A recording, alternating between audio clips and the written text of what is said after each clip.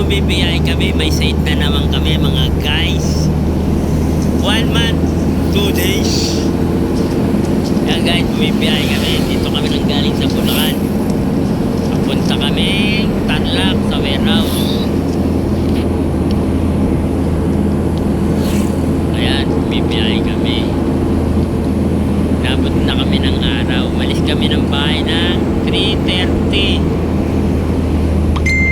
Hanggang ngayon, bumibiyay pa rin kami papuntang Tarlac. Nasaan na ba kami dito? Nasaan na kami?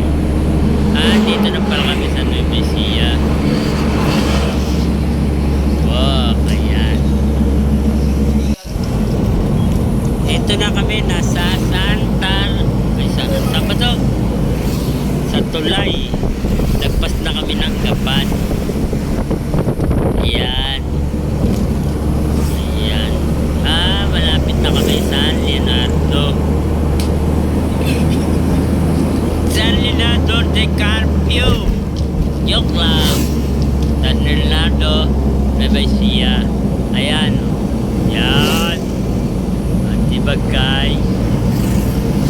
Yan.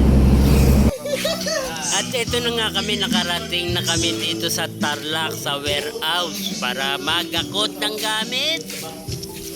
Akot lang pag may time. Ayan ang aakutin naming gamit at ikakabit namin sa kabit.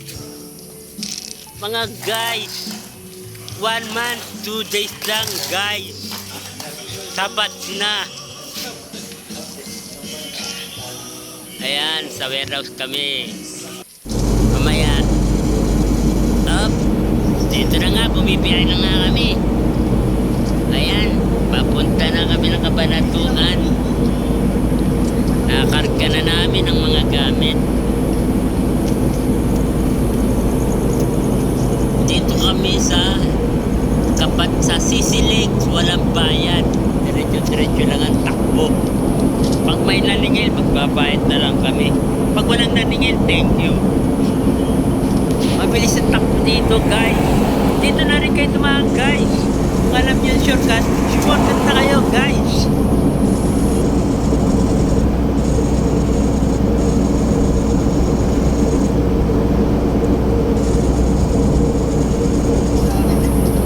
BBPI pa lang kami. Meron akong napansin, kalabaw, tumaan. Ayun, ng kalabaw, dalawa na. Traffic lang kami ng konti. Eto nga guys, nandito na kami sa Kabanatuan guys. Ito yung mga ginagawa namin guys. Nag-pre-installation lang muna kami guys. Kasi pagod na pagod kami. Alas 3 guys. Tapos pre-installation kami. Yan, Arario yan guys, Arario.